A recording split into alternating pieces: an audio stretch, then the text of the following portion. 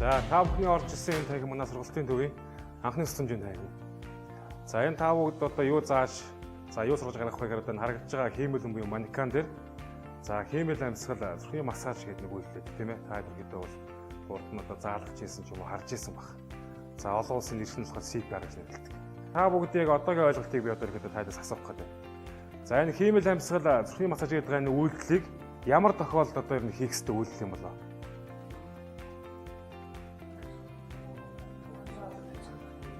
За ерөнхийдөө одоо энэ үйлдэлийг хийхэд хоёр заалт байдаг. Тэрний өгөр нөгөө нэрнээсээ мэдэгдэж шүү тийм ээ. Хиймэл амьсгал гэхээр нөгөө одоо туслах байгаа хүмүүс маань нэгсэндөө өөрөө амьслах чадвараа алдсан буюу амьслахаа болсон үед гэсэн. Нэгдүгээрт. За хоёрдугаарт нь болохоор тухайн оны маань зүрхэн зогссон үед байхгүй гэсэн. Илэг гэж байгаа учраас тийм ээ. За тэрээс энэ хоёр заалтан дээр үндэслэж бид энэ үйлдэлийг хийх ёстой гэсэн тухайн үед.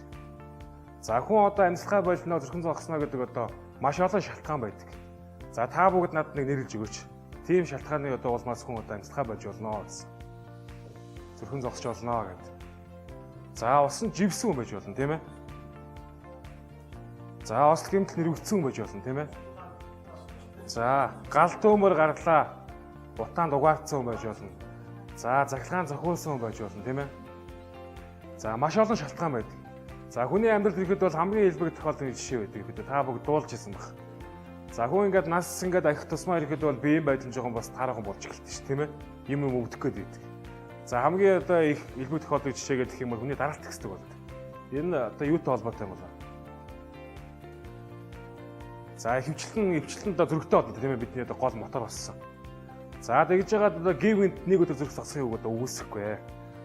За та бүгд сонсч ирсэн байгаа. Өөргөө нөгөө Батаагаа чинь зүрх мутаа гэж яваад байсан чинь гівгэн зүрх нь хаагдсан байлаа ш тэгээд ярьж идэггүй тийм ээ. Та бүгд сонссон байгаа. За энэ тохиолдолд хүртэл тухайн онд нэгсэндээ бид энэ үйлдэлийг хийгээд туслах боломж байдаг. За гэхдээ ихэвчлэн одоо ийм байдалд орсон хүний хажууд байгаа одоо ар гэрийнхэн ч юм уу хамт олон ч юм уу энэ үйлдэлийг хийж чадахгүй болмаас тухайн хүнийг аварч чадахгүй ирэхэд бол тэр чигт одоо алдах тохиолдол маш их гардаг. За тийм тохиолдолд орсон хүмүүсийн хувьд ихэвчлэн за төрийн системч 103 дуудлага гэдэг тийм ээ. За тэгээд 103-ыг одоо хүлээх хугацаанд тухайн хүнийг хүлцдэг. Яагаад вэ гэхээр хүн амьсгалаа болоод зүрхэн зогсноос хойш за 7-8 минутын хугацаа өнгөрөхөд л тухайн хүний бие маань одоо ингэсэндээ гэмтээд өгөхөд эхэлдэг байхгүй хамгийн захын хэсгээс. 7 минутын хугацаа өнгөрөхөд хамгийн тухайн хүний маань тарих гэмтэж эхэлдэг. Нэгэнд гэмтээд эхэлчих юм бол 10 минутын дараа хичнээн том мундаг гэмт ирсэн байсан ч тухайн хүнийг аварч чадахгүй гэсэн. Тэгэхээр ерөөсөө энэ үйлдэлийг одоо хажууд нь байгаа одоо та бид л хийж сурсан байх хэрэгтэй, хийж тухайн хүндээ туслах хэрэгтэй байна шүү дээ тийм ээ. Ийм байна. За тэр одоо бид үйлдэлээ эхлэхээс өмнө хамгийн эхлээд тухайн хүнийхээ одоо биеийн байдлыг нь одоо шалгаж чаддаг байх хэрэгтэй маш сайн. Хамгийн энгийн жишээ та бид ингээ гадаа гудмаар ингээ зөндөө алхаа явж идэг гэхэд л хажууд чи явж байгаа хэн нэгэн хүн ч юм аль эсвэл зөрж өнгөрж байгаа танихгүй хүн байж болно. Яасан мэдгүй газар унлаа гэж бодъё. Энэ тохиолдолд одоо бид тухайн хүнийг биеийн байдлыг шалгах хэрэгтэй тийм ээ. За унсан тохиолдолд бид тодорхой бодно шүү дээ. Энэ хүн юмд бүдэрч үү яав? Аль эсвэл ухаан алдаа унч уу яав гэсэн хоёр бодол гарч. За та бүхэн мандаа энэ хүнийг одоо яаж мэдэх вэ? Ухаантай хэсгийг нь. За тэрнээс өмнө за зөв шүү дээ тийм ээ. Бид унтж байгаа хүнийг сэрээтэй адилхан байхгүй юу? Нөгөө хүнээс асуун таньдаг хүн чинь байгаа тохиолдолд нэрээр нь дуудах хэрэгтэй байна. За та яасан бэ зөвгөөрөө намайг сонсож чинь асуулаа. Асуулт асуухын зэрэгцээр одоо бид давхар заавалч тухайн хүнийхээ биед нь өргөсдөг. Яагаад вэ гэхээр тохиолдлоор тухайн хүн чи гатуу байгаа сонсохгүй л яг гоо тийм ээ ухаантай ч гэсэн. Тийм учраас заавалч бид биед нь өрчих гэж байгаа. За ингээд одоо энэ манекан шиг ямар ч хариу үйл үзүүлэхгүй би хөдөлгөхгүй дуурахгүй байвал энэ хүмүүс маань гэсэн ухаан алдсан байна гэсэн. Бид ингээд мэдчихэж байгаа. За ухаан алдсан байна гэж мэдсэ. Одоо бид яах вэ? За нэгдүгээр одоо бид амьсгалж яах нүгөө шалгана тийм ээ. Амьсгалж байгаа шиг одоо хаана үзэх ёстой вэ бид? За хүн ерөнхийдөө бол ам амраар амьсгалдаг учраас бид ам амрын ойролцоо шалгах хэрэгтэй байна шүү дээ. За ихтэй өвчлөө хүмүүс нь хуруугаа явуулаад ч юм ингээ үзэх гээд байдаг. Гадаа орчинд бол тийм найдвартай арга бол биш юм. Тэгэхээр одоо бид чихээрээ сонсох хэрэгтэй байдаг. За чихээ ойртуулаад сонслоо. За дээр нь би энэ цээжин бие рүү ингээ хараад шүү дээ. Яаж байгаа юм бол? За амьсгалж байгаа хүний цээжин бие хэвлийг хөдөлж явах хэрэгтэй байдаг тийм ээ. За тийм учраас заавалч давхар би хямж гэж байгаа шүү. За энэ хүн бол амьсгалахгүй байна. За дээр нь одоо би давхар тухайн хүнийхээ зүрхийг зохиолж ийнэ гэж шалгах хэрэгтэй. Хаана үздэг лээ? За тухайн хүнийхээ суцыг тэмдэрнэ тийм ээ. Үзүүн дээр юм айлсвал гарынхын шуун дээр тэмдэрдэг. Та бүгд ингээ олж чадах уу? Бүгд ингээ олж чадж байгаа тийм ээ.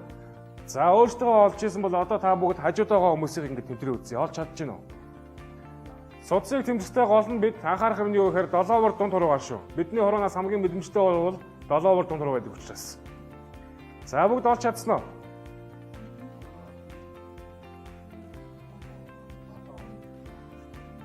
За бүгд олж чадсан баг тийм ээ. За бид өдрийнхөдөө бол энэ тохиолдолд одоо энэ үйлдэлийг хийх хэрэгтэй байна шүү дээ. Энэ хүмүүс маань ухаангүй байсан тийм ээ. Амьсгалахгүй байн зүрхэн зогссон байна. Энэ тохиолдол хийх хэрэгтэй гэсэн. За гэхдээ бид одоо үйлдэл эхлэхээс өмнө заавалчгүй мэрэгжлийн байгууллагад дуудлага өгнө. Би чаднаг хаяхгүй тийм ээ. Өөрөө байж болно хажууд чи хэн нэг хүн байгаа тохиолдолд тухайн хүнээр заавалчгүй дуудлага дуудуулах хэрэгтэй гэсэн. За ингээд дуудлага дуудуулчлаа. Өөрөө өгчлөө шүү дээ тийм ээ. Одоо бид бушуухан шиг үйлдэл хийнэ. За нэг 7 минутын хугацаа бол бидэнд хангалттай хугацаа байдаг. Ягаад гэвэл бид тухайн хүний биеийн байдлыг шалгахад ерөөсөө нэг 20-30 секунд байхад хангалттай. Би нэг та бүгд тайлбарлаж байгаа юм билээ бодчих тийм ээ. За одоо би үйлдэл хийхэд бол тухайн хүнээ эхлээд нь зөв байралд оруулах хэрэгтэй. Ягаад вэ гэхээр цээжин дээр дарах байгаа учраас тийм ээ. Энэ хүний хувьд одоо янз бүрийн барилттай байна шүү дээ. Хажуугаараа байж болно, дөрвөлгөө харсан байж болно. Заавалчгүй дээш нь оруулах байх хэрэгтэй. За дээрээс нь энэ хэвдүүлж байгаа газараа бид зөв сонгох хэрэгтэй. Ягаад вэ гэхээр тэгшин бөгөөд хатуу газар тийм ээ. Цээжээр дарах байгаа учраас. За бидний энэ цээжин дээр дарж байгаа үйлдэл ч одоо яг юу хийгээд байгаа юм бэ? Яаж байгаа үйлдэл вэ? За бид нөгөө зогссон байгаа тухайн хүнийхээ зүрхийг гаднаас нь дарж өглөө гэдэг чинь нэгсэндээ бид механикаар нэгсэндээ ажиллаж ийн гэсэн үг шүү дээ, тийм ээ. Цусыг эргэлтэнд оруулж ийн гэсэн. Тийм учраас бид тухайн хүнийг хэвдүүлж байгаа газар маш зөв сонгоно гэсэн. За тэгээ байрлуулсан хүнийхээ яг хажууд нь бид өөрсдөө бас зөв суусан байх хэрэгтэй. Ягаад вэ гэхээр бид зөв сууж ийж тийм ээ, үйлдэл зөв хийж тухайн хүнд чадна шүү дээ. За тэгэхээр зөв суулт гэдэг маань хоёр өвдгөн дээрээ тухайн хүний цээжний харалтаа сууг хэлж байгаа. За одоо бид шахалтаа хийхэд бэлэн боллоо тийм ээ, энэ хүмүүс бэлэн болсон. За гэхдээ бид шахалтаа хийхээс өмнө тухайн хүнийхээ амьслахын замыг заавалч чөлөөж өгсөн байна. Энэ хүн ухаан алдахаасаа өмнө одоо амтрын янз бүрийн гадны байсан тохиолдол одоо байж байгаа. Бид дээш нь эргүүлсэн тохиолдолд тухайн зүйл нь хоолонд нь орчих юм бол тухайн хүн чинь амьсгаж чадхаа болчих шүү дээ тийм ээ. Амьсгах боломжгүй болчих. Тийм учраас заавалчгүй амны өндийг шалгалаа юм байгаа тохиолдолд нааш авах хэрэгтэй байна. За дээр нь одоо ийм байдалд орсон хүний хувьд яг тухайн хүн ч өөрөө хянах ямар ч чадваргүй бүхэлчингууд нь суларсан байдаг учраас хил хойшоо гүнд тийм ээ. Хоолой бүгд хавьялтай. Тиймээс яах вэ бид? За хилийг татна тийм ээ. За дээрээс нь тухайн хүний одоо хилийг дахиад унахгүй байдлаар болно. Тэр нь юу вэ гэхээр тухайн хүний хүзүүнд орон бадрыг өндөрлөгөө ивчих хэвээр. За та бүгд хүзүүнд орондоо юу ивчих вэ? За өмсч байгаа хувцас ч юм уу тийм ээ. Яг хүзүүнд орны ивэж тохор тухайн хүн хойшоо гидэх хэвээр. За гидээсэн тохиолдолд тухайн хүний хил маань ингээд чангардаг учраас хойшоо унахгүй гэсэн дахиж. За дээр нь хүзүү ингээд шулуун болж байгаа учраас агарын солилцоо чөлөөтэй явагдана гэсэн. За эргүүдөө зөвхөн энэ тохиолдол дээр хил унж байгаа шүү. Бид хэдийгээр ингээ унтаад юмаа мэдэхгүй байгаа ч гэсэн бидний бие хэвэн байгаа шүү дээ тийм ээ. Нэгсэндээ хилийг урагшааваа гэсэн командыг өгсөн байна гэсэн. Тийм учраас хичнээн удаан хугацаагаар унтаад ч бидний хил хойш орчихгүй тийм ээ. Ийм байгаа шүү. За би одоо шахалтаа хийж эхэллээ. За шахалтаа хийхэд бол би тухайн хүнийхээ одоо биеийн том баг уу насны одоо ихэд бол заагийг гаргана. Ягаад тэгэхээр том хүн болон хүүхдтэй үед нөгөө цээжин дээр шахалтын том нь өөр байгаа гэдэг. За хүүхд гэдэг маань ерөнхийдөө бол 14 наснаас доош насны нэг хэлж байгаа шүү. За хүүхдээр бид 15 удаа шахалт хийж өгөөд 2 удаа агаар өгсөй байдаг амнууд амаараа. За том хүн буюу 15 наснаас дээш насных нь бид 30 удаа шахалт хийж өгөө тийм ээ. 2 удаа агаар өг. За энэ тав бол ерөөсөө норм тоо шүү. Дэлхийн хаанч явж исэн энэ тоог л мөрж чинь үлдэх хийдэг учраас таад маань сайн тогтоох хэрэгтэй гэсэн. За миний урд угаан бол том хүн байгаа даа шүү тийм ээ. Би 30 удаа шахалт хийх хэрэгтэй. За том хүн дээр би 30 удаа шахалт хийхдээ тухайн хүнийхээ цээжийг доош нь 4-5 санж хонхоотлон дарнаа. За энэ бас баггүй хүн тийм ээ. Ийм гүн дарж байгаа учраас бидний гол анхаарах зүйл юу байдг вэ гэхээр тухайн хүний одоо энэ цээжин дээр дарж байгаа талбайгаа бид маш зөв сонгоод зөв олсон байх хэрэгтэй. За ерөнхийдөө бол яг өвчүүний гол дарах хэрэгтэй байт тийм ээ. За ерөнхийдөө онлын хувьд болохоор тухайн хүний аюулхай буюу аим хагийн хонхор байдаг шүү дээ. Тэр хонхороос дэшгээ 2 руу зайд альсвал өвчүүний дээд доо тэр ингэс тэмцэн хэмжээ авч яагаад голдно гэдэг чинь ингэ зааж өгдөг. За та бүгд ерөнхийдөө тэрийг олохгүй үзье өөрсдөн дээрээ. Бидний аюулхай буюу аим хаг гэж байж байгаа шүү тийм ээ. Өвчүүний одоо доотлын ирэмг яг энэ хонхор гэсэн үг шүү дээ. Хэвсний хэлний хонхор.